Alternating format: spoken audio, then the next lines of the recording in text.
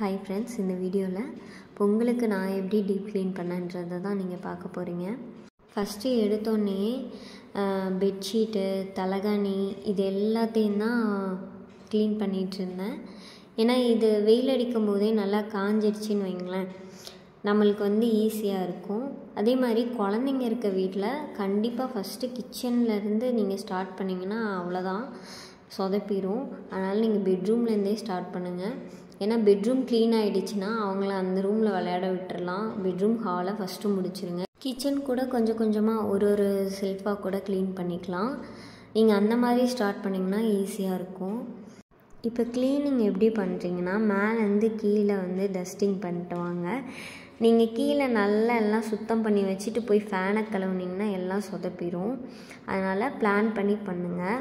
AC, Windows இதெல்லாமே clean பண்ணிவிட்டு அதுக்கப்புறம் அந்த பெட்டு இதெல்லாம் க்ளீன் பண்ணுங்கள். ஏன்னா அத்தனையும் வேஸ்ட் ஆகிடும். ட்ரெஸ் எல்லாம் துவைக்க போட்டிருந்தேன், அதுவும் துவைச்சி முடிச்சிருச்சு, போய் காய வச்சுட்டு வந்துட்டேன். அப்புறம் முன்னாடி நாளே வேக்யூம் கிளீனரோட ஃபில்டர் கழுவி வச்சுருந்தேன், நல்லா காஞ்சிடுச்சு. அப்புறம் துளசி மாடம் அங்கே வச்சுருந்தேன், அது சரியாக வளரவே இல்லை, வெயிலில் வைக்கணுமாட்டிருக்குது. அதனால் நான் வெயிலில் எடுத்து வச்சுருக்கேன். அப்புறம் நாளைக்கு வீடெல்லாம் கழுவி விட்டுட்டு காப்பு கட்டுவாங்க. அப்போ நான் உள்ளெல்லாம் கழுவிட்டேன்னா வெளியில் இருக்கிற க்ளீனிங்கெல்லாம் பண்ணுறதுக்கு ஈஸியாக இருக்கிறதுக்கு அந்த இடத்தெல்லாம் இப்பயே கொஞ்சம் ஆர்கனைஸ் பண்ணி வைக்கலான்னு சொல்லிவிட்டு அதெல்லாம் எடுத்து அரேஞ்ச் பண்ணிகிட்ருக்கேன். ஒரு மாதிரி கொசான்னு இருந்தது, அதை கொஞ்சம் அரேஞ்ச் பண்ணி வச்சிட்ருந்தேன். போகிக்கு அன்னைக்கு நிறையா ஒர்க் இல்லாத மாதிரி, ஏன்னா வெளியில் கொஞ்சம் ஷாப்பிங் போக வேண்டியது இருக்குது. அதனால் நம்ம அந்த வேலையும் பண்ணிவிட்டு வீடு க்ளீனிங்கும் நம்மளால் பண்ண முடியாது. அதனால நான் முன்னாடி நாளே பண்ணிட்டேன். இன்னொன்று வீடியோ போடணும் அப்படிங்கிறதுக்காகவும் நான் முன்னாடி நாளே பண்ணிட்டேங்க. எங்கள் ஊர் சைட்லாம் பொங்கல் அந்த மாதிரி டைமில் மேலே பரனில் இருக்கிறதெல்லாம் எடுத்து போட்டு க்ளீன் பண்ணுவாங்க. ஏன்னா வருஷத்தில் ஒரு நாள் தான் அதெல்லாம் நம்ம எடுத்து க்ளீன் பண்ணி வைப்போம். அந்தளவுக்கு நம்ம டீப்பாக க்ளீன் பண்ணலனாலும் ஓரளவுக்கு க்ளீன் பண்ணோம் அப்படின்னு சொல்லிட்டு க்ளீன் பண்ணிட்டுருந்தாங்க. அடிக்கடி சுத்தம் பண்ணுற இடன்றதுனால அவ்வளோவா தூசிங்க அந்த மாதிரிலாம் இல்லை. எங்கள் ஊர் பக்கம்லாம் பொங்கல் எப்படின்னா, மொதல் நாள் குலசாமி கோயிலுக்கு எல்லோரும் ஒட்டுக்க போய் பொங்கல் வச்சுட்டு வருவாங்க. அடுத்த நாள் பார்த்திங்கன்னா ஒரு ஏரியாலையும் போட்டிங்கெல்லாம் நிறையா வைப்பாங்க. இந்த கபடி போட்டி, மியூசிக் சேரு, பாட்டிலில் தண்ணி ஊற்றுறது, கோல போட்டி, இந்த மாதிரி நிறையா போட்டி வைப்பாங்க. நீங்கள் சின்ன வயசில் எந்தெந்த போட்டியிலலாம் கலந்துருக்கீங்க, எதுலலாம் ப்ரைஸ் வாங்கியிருக்கீங்கன்னு சொல்லுங்கள். நான் இது வரைக்கும் ஒன்றில் கூட ப்ரைஸ் வாங்கினதே கிடையாது. ஆனாலும் அதில் கலந்துக்கிறதே ஒரு ஜாலியாக இருக்கும். எனக்கு டஸ்ட் அலர்ஜி இருக்குங்க, அதனால தான் நான் வேக்யூம் கிளீனர் வாங்கினேன்.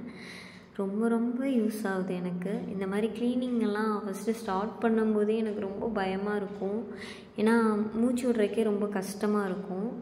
இது பாருங்கள் எவ்வளோ எடுத்துருக்குன்னு தெரியுதுங்களா? இவ்வளோ டஸ்ட்டும் இது தான் கலெக்ட் பண்ணுது. அப்புறம் ஃபேன் க்ளீனிங்க்கு இது மீஷோவில் நான் வாங்கியிருந்தேன். ரொம்ப யூஸ்ஃபுல்லான ப்ராடக்ட்டு.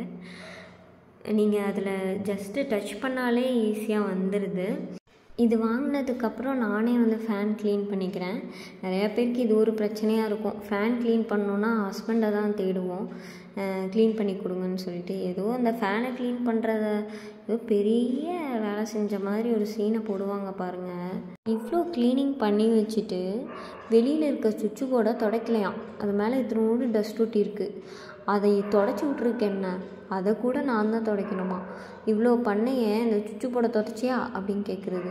நம்ம 1000 வேலை செய்வோம், அதில் ஒன்றை மறந்துடுவோம். அதை மட்டும் கண்ணுக்கு எப்படி தான் தெரியும்னு தெரியாது. குறைய கண்டுபிடிச்சிட்டு ஏதோ சாதனை பண்ண மாதிரி ஒரு ஃபீல் பண்ணுவாங்க பாருங்கள். அப்புறம் நான் ஃபேன் எல்லாம் க்ளீன் பண்ணல, அந்த டஸ்ட்டெல்லாம் கீழே இருந்தது.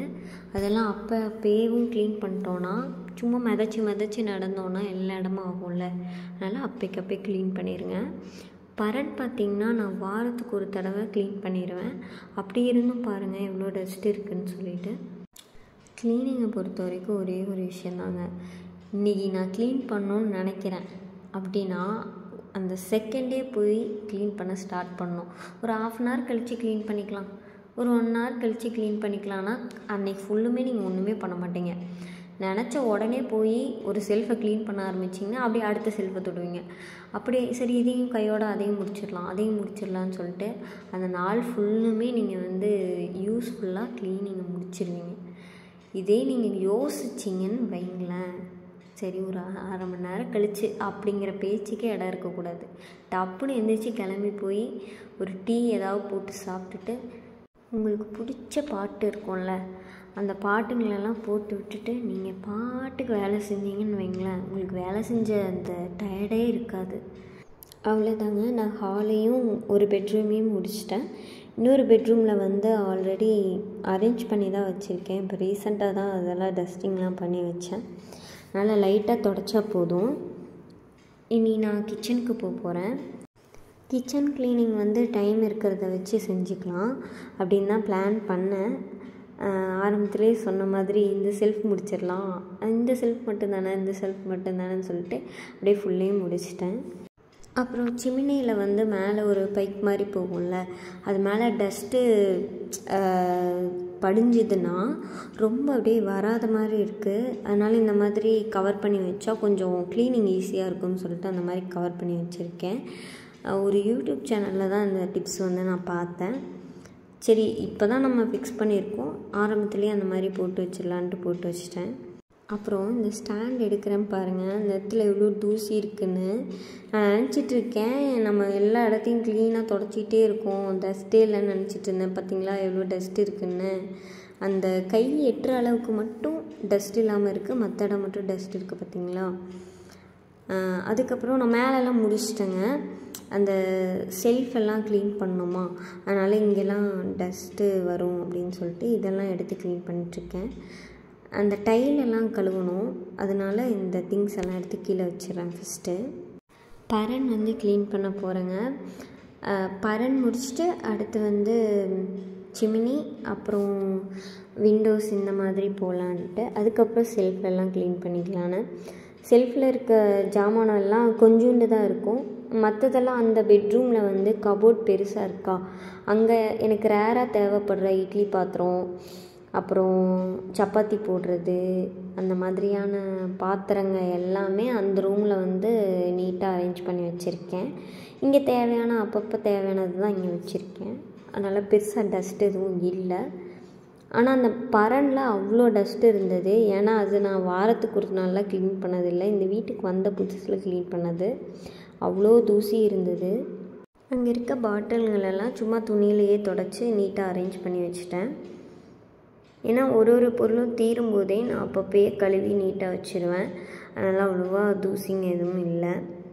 அப்புறம் நான் இந்த மாதிரி சக்தி மசாலா யூஸ் பண்ணுவேன்னா அதில் வர அந்த குட்டியாக எழுதியிருக்கோம்ல, அதையே வந்து செல்லோடேப் போட்டு ஒட்டி அந்த மாதிரி வச்சுருக்கேன். அது எக்ஸ்பைரி டேட்டு பார்க்குறதுக்காக கீழேயும் செல்லோடேப் போட்டு ஒட்டி வச்சுருக்கேன்.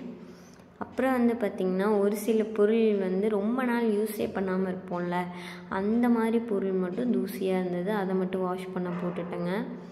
அப்புறம் இந்த டைலு, சிம்னி இதெல்லாம் க்ளீன் பண்ணோம்.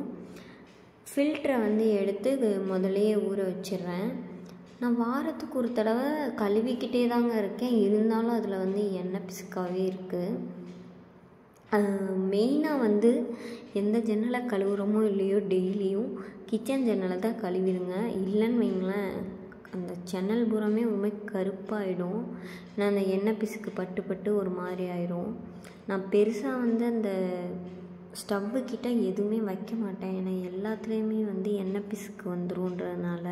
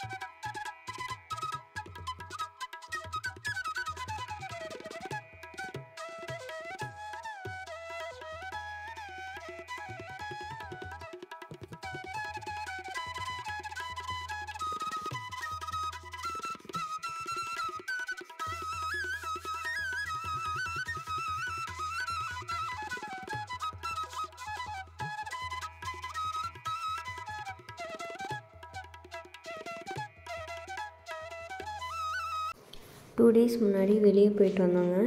காய்ங்கெல்லாம் வாங்கிட்டு வந்ததுனால ஃப்ரிட்ஜெல்லாம் கொஞ்சம் க்ளீன் பண்ணி வச்சுருந்தேன். க்ளீனிங்கில் வந்து எப்பயுமே ஃப்ரிட்ஜு க்ளீனிங்கையும் சேர்த்திக்கணும், பாத்ரூம் க்ளீனிங்கையும் சேர்த்திக்கணும்.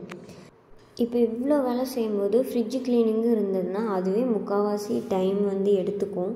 அதனால் நீங்கள் அப்பப்பயும் ஏதாவது ஒரு பொருள் தீருதுன்னா, இது மட்டும் கிடையாது, இப்போ மசாலா ஐட்டம்லாம் போட்டு வச்சுருப்பீங்க, பருப்பு ஏதாவது போட்டு வச்சுருப்பீங்க, எது தீருதோ உங்கள் கண்ணில் எப்போது அது வந்து காலியாக இருக்குதுன்னு தெரியுதோ அப்போ டப்புன்னு எடுத்து அதை க்ளீன் பண்ணி வச்சுருங்க. இப்போ நான் அந்த மாதிரி பண்ணலன்னு வைங்களேன், இப்போ அதை எல்லாத்தையும் ஒரு இதெல்லாம் தனியாக எடுத்து வைக்கணும், ஒரு பாத்திரத்தில் எடுத்து வைக்கணும், அந்த பாட்டிலை கழுவணும், மறுபடியும் அதை போட்டு வைக்கணும், அதை காய வைக்கணும், இவ்வளோ வேலை இருக்குங்க. அதனால தான் சொல்கிறேன், அப்பப்பே க்ளீன் பண்ணிடுங்க. இந்த பெட்ரூம் வந்து ஆல்ரெடி க்ளீனாக இருக்குதுன்னு சொன்னேன் இல்லைங்க, அந்த திங்ஸை மட்டும் எடுத்து வச்சு சும்மா ஈர துணியில் தொடச்சி எடுத்துட்டேங்க. அப்புறம் அந்த கபோர்டுக்கு வெளியில் பீரோலெல்லாம் வெளியில் ஃபுல்லாக நான் கழுவி வச்சுட்டேன். ஃபைனலாக வந்து மாப் போட்டுட்ருக்கேன். வீடெல்லாம் கூட்டி முடிச்சாச்சு. நான் நிறையா கிளிப்ஸ் வந்து எடுக்கலைங்க.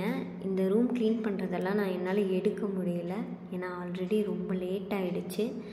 இன்னொரு நாள் வந்து இந்த ரூமே இன்னொரு டைம் க்ளீன் பண்ணும்போது உங்களுக்கு வந்து நான் எப்படி ஆர்கனைஸ் பண்ணி வச்சுருக்கேன்னு காட்டுறேன்.